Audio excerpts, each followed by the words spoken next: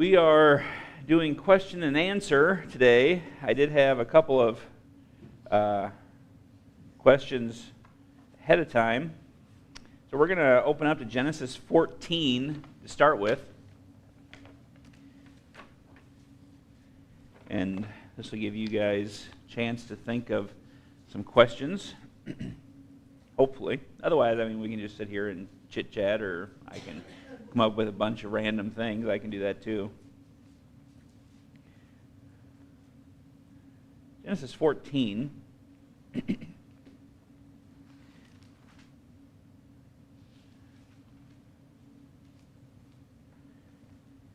And the question was in regard to Melchizedek.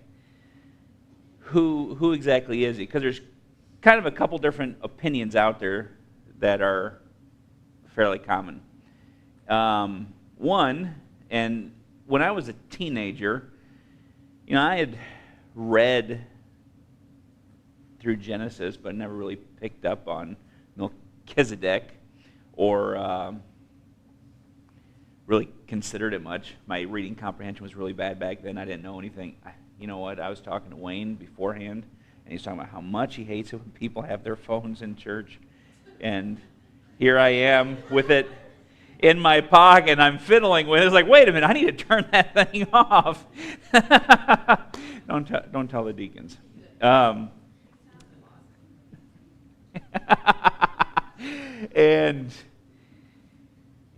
so my pastor that I had as a teenager, he believed that Melchizedek was actually Jesus Christ in the Old Testament.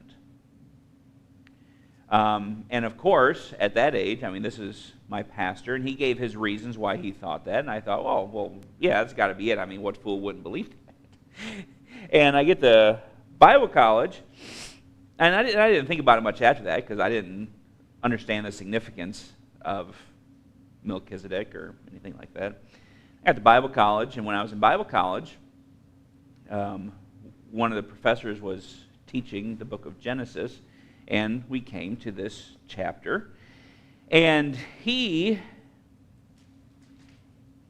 kind of mentioned, he taught that he was a type of Christ, but then on the flip side of that, he said there's the other opinion that Melchizedek, or not a type of Christ, but that he is a pre-incarnation of Jesus Christ in the Old Testament, and then he gave the other view that Melchizedek is just a man that prefigures the ministry of Jesus Christ.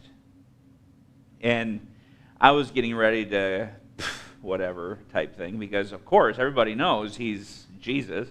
And one of the guys in my class, he says, actually I believe that, I buy that.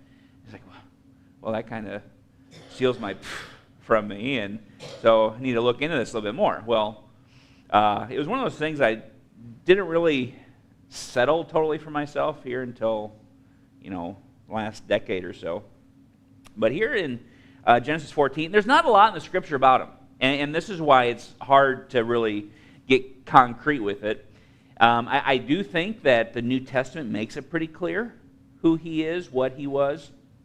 But so in Genesis chapter 14, it is really the first world war that is taking place. If you look here at chapter 14 and verse 1, it says, "It came to pass in the days of Amraphel, king of Shinar." Now, Shinar, that would be the region around Babylon in Iraq. Arioch, king of Elasar. Elasar would be kind of the kind of there in the middle of Mesopotamia. It's kind of in the region of Babylon. It's still Iraq territory. And then Kedorlaomer, king of Elam. Elam, that's modern-day Iran, if anybody knows anything about Iran. And then there's Tidal, king of nations. And so Tidal, king of nations, he is the king over a plethora of countries and peoples. And so what's going on here is these kings get together and they start a war essentially with Sodom and Gomorrah, which is in modern-day Israel. So we have another Middle East conflict, big surprise going on, and it's the First World War. Well, in the process of that, Lot, Abraham's nephew, is taken as a prisoner of war, and Abraham goes to rescue Lot from these kings, and he takes a number of his trained servants who work as armed soldiers, take them, they destroy those kings, they get the spoils of war, they bring Lot home. Well, in the process of coming home, as Abraham is coming back through what is today Israel, he is passing by Mount Horeb, or not Horeb, Mount Zion, sorry. It's actually called at the time Salem. And it later will become Jerusalem, and this is where he meets this king Melchizedek. Notice verse number 18. And Melchizedek, king of Salem, brought forth bread and wine, and he was the priest of the Most High God. Now, what's important here to capture is Melchizedek is both a king and he is a priest. Okay, now, once you get farther into the Old Testament, you get to the time of Moses, and the Mosaic covenant comes out, and the law is established with the nation of Israel. There are two different tribes that have these functions. Levi functions as a priest tribe. Judah functions as the king tribe, and you can't put these two together. That's a big no-no. In 2 Chronicles, I got it written down here, 2 Chronicles chapter 26, Uzziah decides as a king that he is going to function as a priest, and God strikes him with leprosy. Just making it impossible to miss this fact. You do not mix these two things together. And so what's interesting here about Melchizedek is that he is a king of Salem, what would be later Jerusalem, but he is also a priest of the Most High God. And so the fact that he is the king of Salem, or Jerusalem, and he's a priest king, this is what has led people to think that he is a pre-incarnation of Jesus Christ in the Old Testament. Okay, now let's just read a little bit more here, because there's only just a few verses that deal with Melchizedek here in Genesis. So he brings bread and wine to Abraham. And then verse 19, he blessed him and said, "Blessed be Abram of the Most High God, possessor of heaven and earth, and blessed be the Most High God, which hath delivered thine enemies into thine hand," and he gave him tithes of all. And that's all. That's all there is. And he kind of appears out of nowhere. He's just there, and then he's off the pages at just almost as fast as he got on them. It's just these few verses. And so, what is the significance of this? There is great significance. I'm going to read to you from Psalm 110. Psalm 110 is a prophecy of Jesus. Psalm 110 says, "The Lord said unto my Lord, Sit thou at my right hand, until I make thine enemies thy footstool. The Lord shall send the rod of thy strength out of Zion. Rule thou in the midst of thine enemies. Thy people shall be willing in the day of thy power, in the beauties of holiness, from the womb of the morning. Thou hast the dew of thy youth." And then this is what he says, "The Lord hath sworn, and will not repent. Thou art a priest forever after the order of Melchizedek. The Lord at thy right hand shall strike through kings in the day of his wrath. He shall judge among the heathen. He shall fill the places with the dead bodies." This is referring to the second coming. "He shall wound the heads of many countries. He shall drink of the brook in the way. Therefore shall he lift up the head." So here we have this conquering king being pictured, which is Jesus at his second coming. And it says that not only is he going to be a king, but he is also going to be a priest forever. Now, this is important, the wording here. After the order of Melchizedek. So when it speaks of the order of Melchizedek, it's speaking to the kind, the type of king that he is. He is a king priest, as opposed to a Levitical priest or a Judean king. So it's a different order altogether. Okay, now what we want to do, let's go to the book of Hebrews, because Hebrews is going to actually quote from this, from Psalm 110. And Hebrews chapter 5, 6, and 7 talk about Melchizedek. And I think it's here, especially once we get into chapter 7, that it becomes apparent that Melchizedek, and I'll go ahead and just tell you what I think right here.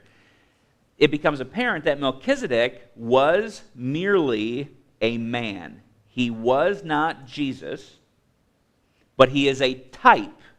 He is very clearly said to be a picture of Jesus when he reigns in the future from Jerusalem. That's what Melchizedek is a picture of. Which is really interesting when you consider what's going on, because you have the First World War taking place in this whole event. That's what begins this narrative that involves Melchizedek. And when Jesus returns, what's going to be happening?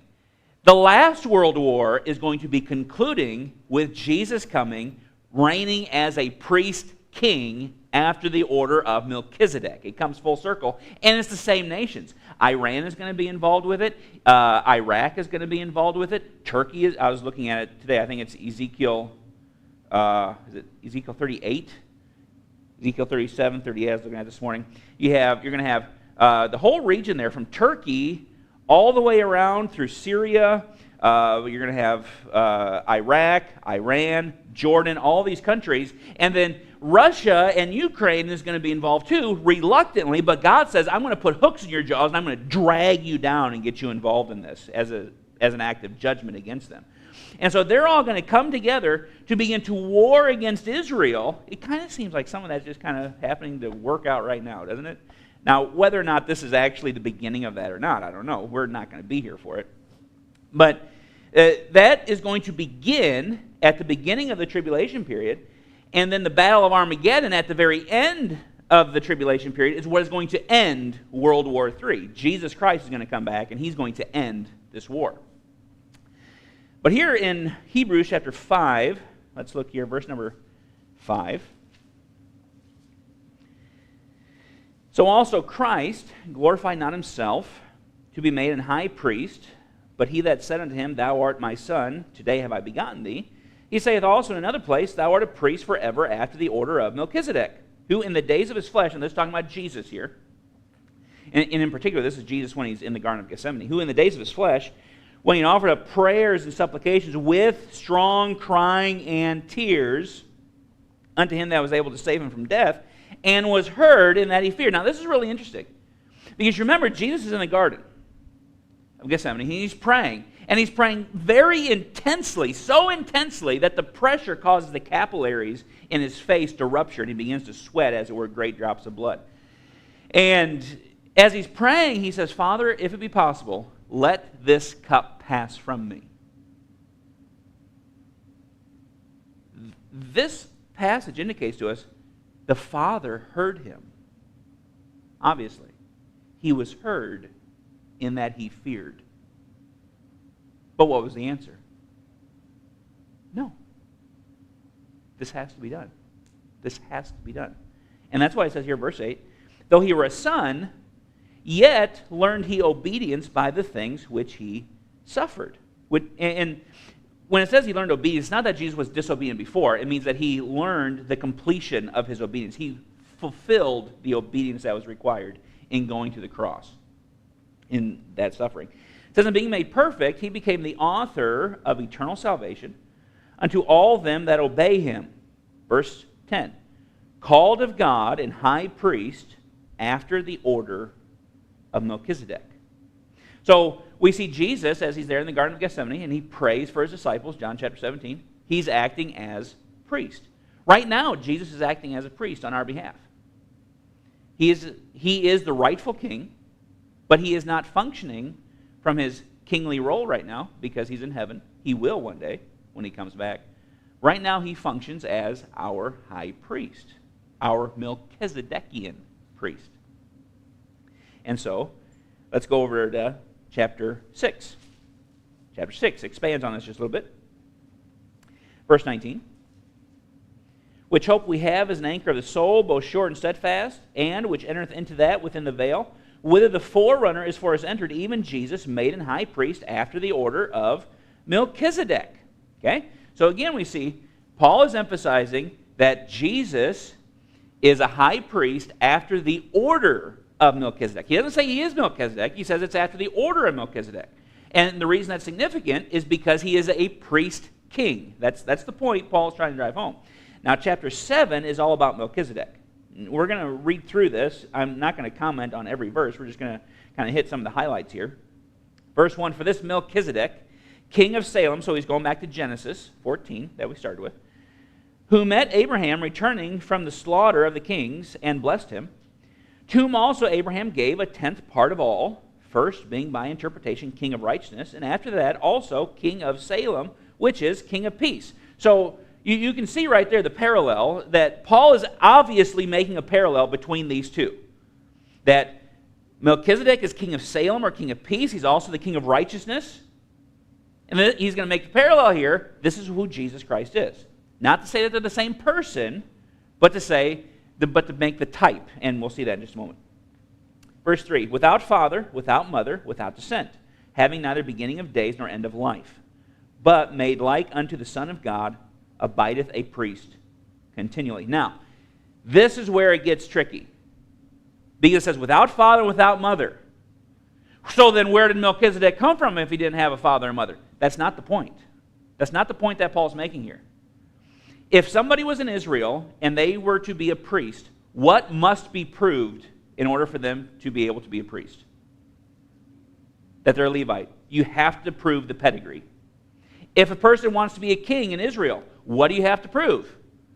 Same thing, their pedigree. That's why you have, so like 1 Chronicles, okay? Everybody loves 1 Chronicles because the first 5 chapters, I think it is all these names that the only guy in the world, Alexander Scorby, can pronounce.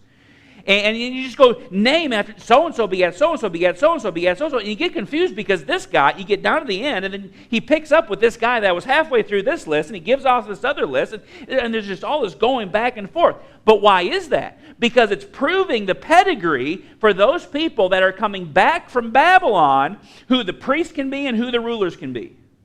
Because you have to have it. You have to have it. But what Paul is showing here is that Melchizedek, he shows up as a king priest, and you don't know where he came from. You don't know what his pedigree is. It wasn't necessary, because it's going to be a continual, eternal priesthood that he's going to hold. Because he's not going to die and go off the scene, just like the other priests do. Verse 4, now consider how great this man was, whom even the patriarch Abraham gave the tenth of the spoils.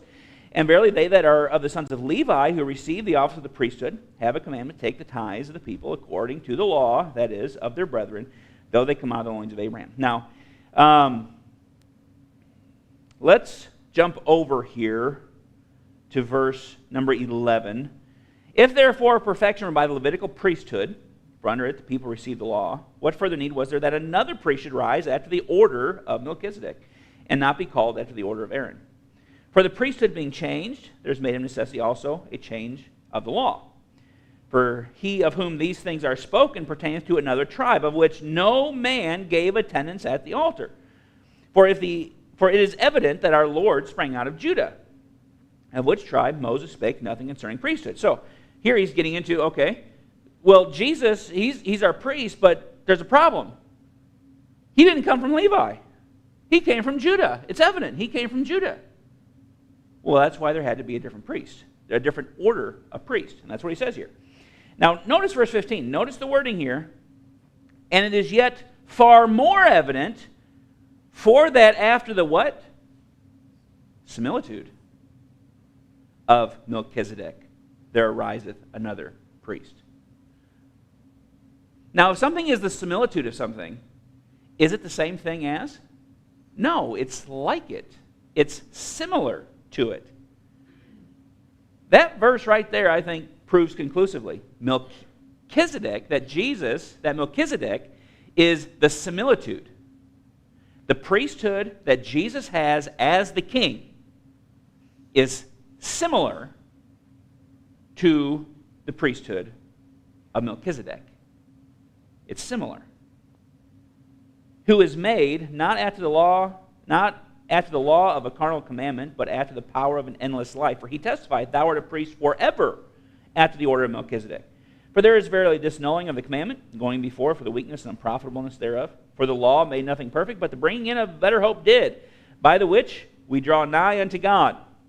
Inasmuch as not without an oath he was made priest.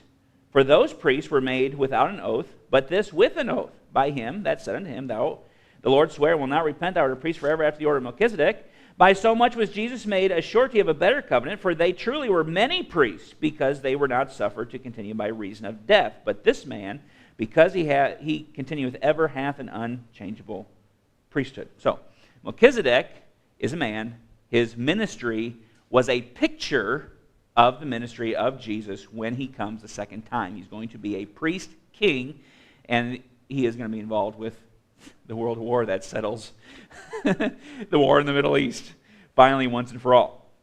Now, let's go to Isaiah, because another question. So, about 7 weeks ago, yes. Did you see you going on from Melchizedek? I am. What do you got? I just wanted to make a comment. Did you see this last week? They found over there in Israel in their archaeological digs, they found something with Melchizedek's name on it over there. Oh, really? Yeah, I don't know the exact details, but they found something over there proving that there was somebody named Melchizedek. Wow, that's fascinating. That's fascinating. I'll have to look that up. That would be cool. Just saying. So let's go to Isaiah 52. So about 7 weeks ago, on Wednesday night, we did kind of a question-answer thing, and I was not prepared for the question that Wayne was going to ask. I was, but not so much for the discussion that arose from it. Just like those deacons did. Well, particularly that one. But Isaiah 52, and part of the problem, so what he asked me, and it was kind of a leading question, why don't you think that the Shroud of Turin is authentic, or is actually the burial shroud of Jesus? So the Shroud of Turin, if you're not familiar with it, it's like a 14-foot long burial cloth that has an image on it.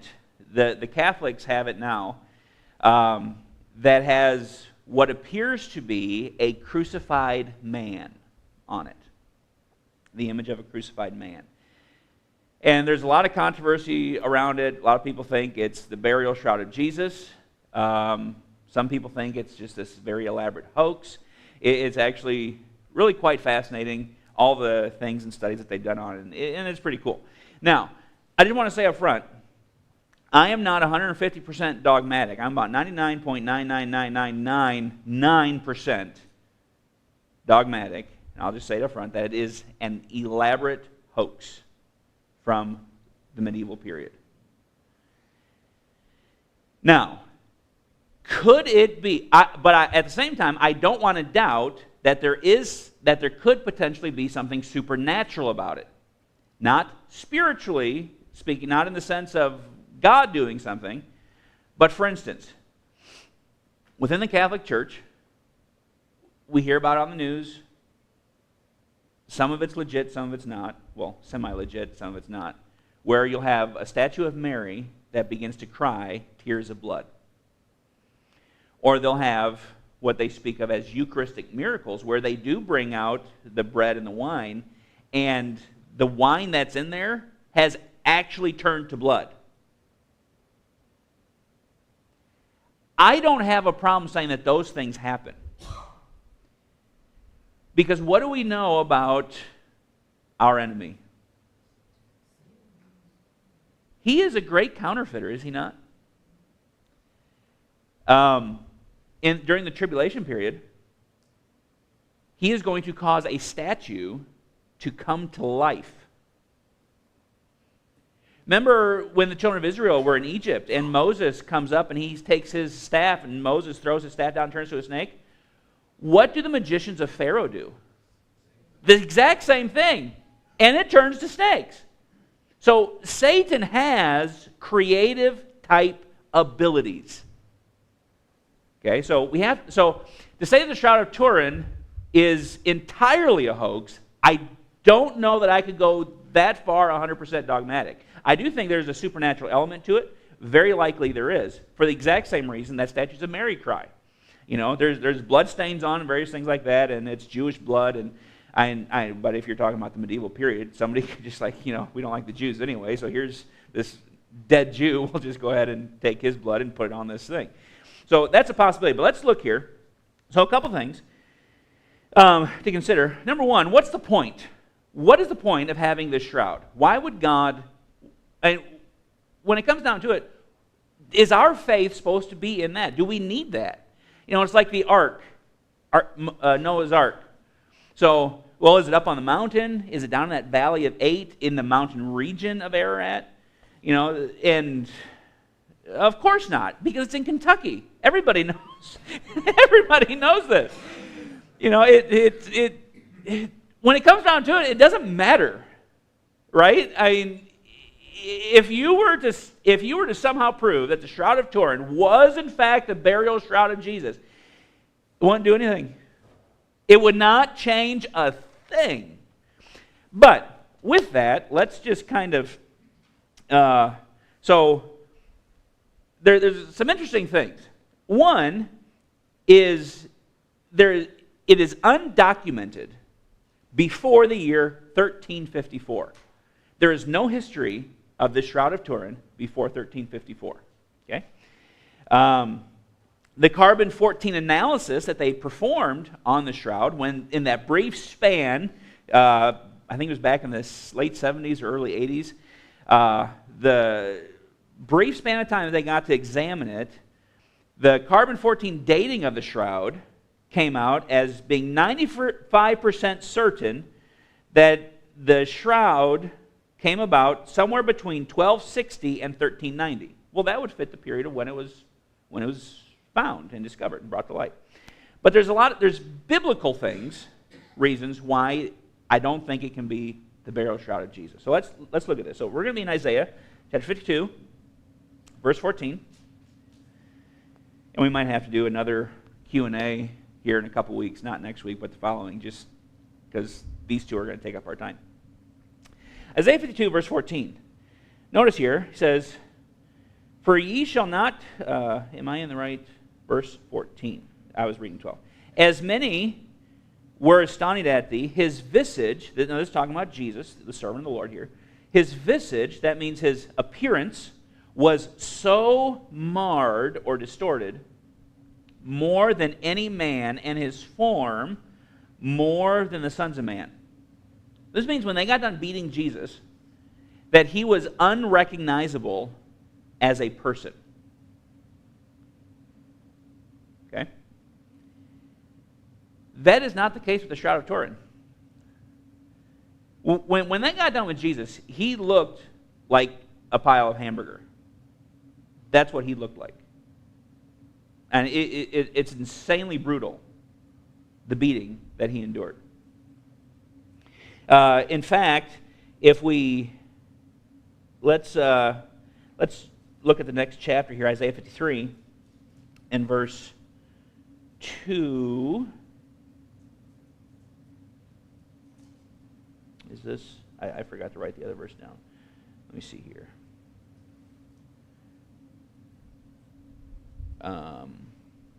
Verse 5. "He was wounded for our transgressions, he was bruised for our iniquities, the chastisement of our peace was upon him, and with his stripes we are healed." Okay, now Peter quotes this, and in both places the word stripes in the Hebrew and in the Greek is singular. Now the significance of that is this.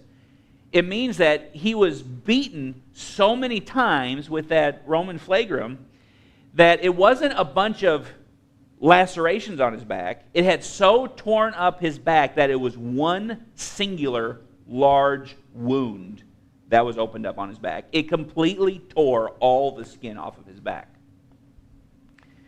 Again, this is not what you see depicted on the Shroud of Turin. One of the interesting things with the shroud is that, so when you examine the back, they say that, he was whipped with a whip that had two little steel balls in the end of the lashes. The problem with that, and they say, This just goes to show, because the Roman flagrum was just that. So it has to be accurate. The problem is it was not until after the shroud was discovered that they said, this is what the Roman flagrum looked like. It's kind of, you're kind of doing a chicken or the egg type thing here. So the Roman cat of 9 tails, it had 9 leather lashes, and in those lashes, it would likely have a steel ball or something at the end of it, but the entirety of the length of that, each one of those thongs on there, would have either sharp bone, stones, or glass or nails in it. And the purpose of that is so when they hit the person with it, it would embed into their skin, and then they would rip it across their skin. Now, there would have been 2 Roman soldiers in charge of this, and in Jewish custom, the maximum number of times they could be whipped was 39 times, but with the Romans, except for in very rare circumstances, there was no limit to how many times they could be whipped. The only thing is that they're alive when they're done. They couldn't go beyond that. So, and you can imagine, everything that's going on with Jesus at this point, Satan is involved in this. Not only do you have the animosity of the Romans toward the Jews as they're beating Jesus, but I believe wholeheartedly, as you read through the Psalms, there is a demonic element attached to this. And I mean, those Roman soldiers were going to town ripping his back open.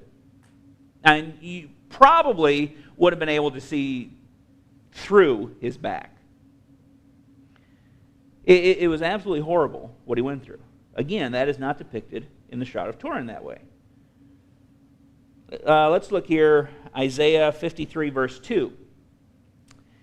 He shall grow up before him as a tender plant and as a root out of dry ground. He hath no form nor comeliness, and when we shall see him, there is no beauty that we should desire him. Okay, so the appearance of Jesus would have just been absolutely, entirely grotesque. Let's look, and let's go to Isaiah 50, back up a little bit, verse number 6.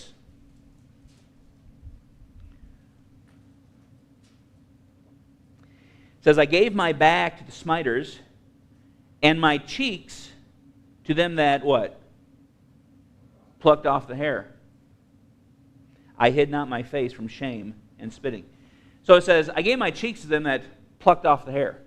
If you look at the Shroud of Turin, you know what is depicted? A man with a full beard. Here it says that they plucked off the hair. Now they'll defend that. They'll say, well, you see, if you look right at the middle, there's this little V-shaped thing, and that's probably where they grabbed it and pulled. Well, what part of the face is right here? The chin. This isn't the cheek. That's the chin. Well, that's a problem. Also, something I looked at, the custom of the Jews of the day was for the Jewish men to have short hair. Now, it probably wasn't as short as Wayne's, or even my hair. It was probably a little bit longer. I know. I'm sorry. I should. But Jewish men had short hair, reasonably short hair. It was noticeably short. God says it is a shame for a man to have long hair. But the man depicted in the Shroud of Turin has hair longer that goes behind his shoulders. Interesting. Now, something else that's really interesting is all of the early depictions of the crucifixion. There's very few, because it was really before the medieval ages. There were very, very few depictions of the crucifixion. They show Jesus with short hair. And they also show that when he was crucified, when he was crucified, that his feet were beside the cross, they were not over top. Now, after the Shroud of Turin is discovered, that's when the art changes and the depiction is of the foot over top of the other foot and a nail going through. See, the Romans, when they crucified, it was much faster and more efficient for them to hold the feet to the side of that staff that went up and nail either through the ankle or through the heel. And the heel would not break because the heel bone is actually a very soft bone, and so it would be pierced. Now, it's really interesting, because you remember back in the garden, what does God say the serpent is going to do to the seed of the woman? Bruise his heel. Wow, isn't that interesting? The evidences of crucifixions that have been found archaeologically show where they have found pieces of people that have been crucified. The nail is always going through either the ankle or the heel bone, which means it would have been on the cross, on the sides of the cross, not over top. Well, again, that's not what's depicted in the Shroud of Turin. Let's go to John 19. This will be our last passage here, and then we'll be done. And I'm sorry I took up all the time with these. But John 19. And this, and if the other ones didn't, this one, I think, proves conclusively that the Shroud of Turin is not the burial shroud of Jesus, at least. It could have been a burial shroud of somebody, but it wasn't Jesus. So John chapter 19, this is when Jesus is coming down off the cross. Verse 38. It says, "And after this, Joseph of Arimathea, being a disciple of Jesus, but secretly for fear of the Jews, besought Pilate that he might take away the body of Jesus, and Pilate gave him leave. He came, therefore, and took the body of Jesus. And there came also Nicodemus, which at the first came to Jesus by night, and brought a mixture of myrrh and aloes, about 100-pound weight. Then took they the body of Jesus," now notice this, "and did what? Wound it in linen clothes with spices, as the manner of the Jews is to bury." Now notice that he very specifically says they wound him up, but they did it just like the custom of the Jews to bury. Now what was that custom? Well, 100 pounds, it says they bring all these myrrhs and aloes of 100-pound weight. That doesn't necessarily mean that they're bringing 100 pounds of spices, because what they would do is they would have strips, long strips, kind of like a gauze bandage, and they would immerse that in kind of like a sap of these aloes and myrrhs. It was very sticky, and then they would wind the person up from armpits all the way down to the ankles like a mummy. All the way down. And then the head had its own unique wrapping. It was, you know, like the Muslims wear these giant turbans, or the Hindus wear these giant turbans? Well, it was like that, what it would look like, only it was over the entire head. That was the manner of the Jews to bury. It wasn't a long shroud wrapped around this way. It was a wrapping like a mummy. They were wound up in it. So the burial shroud could not be that.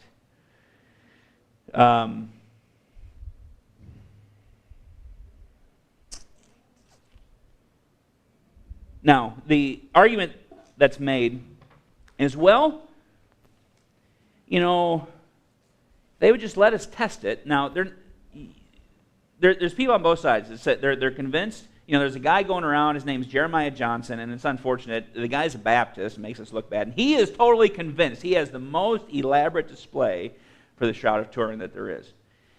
He is convinced it's the actual burial shroud of Jesus. Then you have people on the other side, they say, no, it is a hoax. And there's one guy that I listen to, and he's an archaeologist and he's an artist, and he says, no. And he's a Roman Catholic. He says, as much as I would like it to be the actual burial shroud of Jesus, being a Roman Catholic, he says, there is no way possible it could be the burial shroud of Jesus. And not only does he go through some of these things, but he says, it would be easy if a person knew what they were doing, a person could replicate that shroud and the image that's on it. And he goes through all these photographic techniques and all these things with dyes and all this stuff to show, yeah, we could do it. The problem is they're not exactly letting people get access to it to find out if they can replicate it. That's the problem.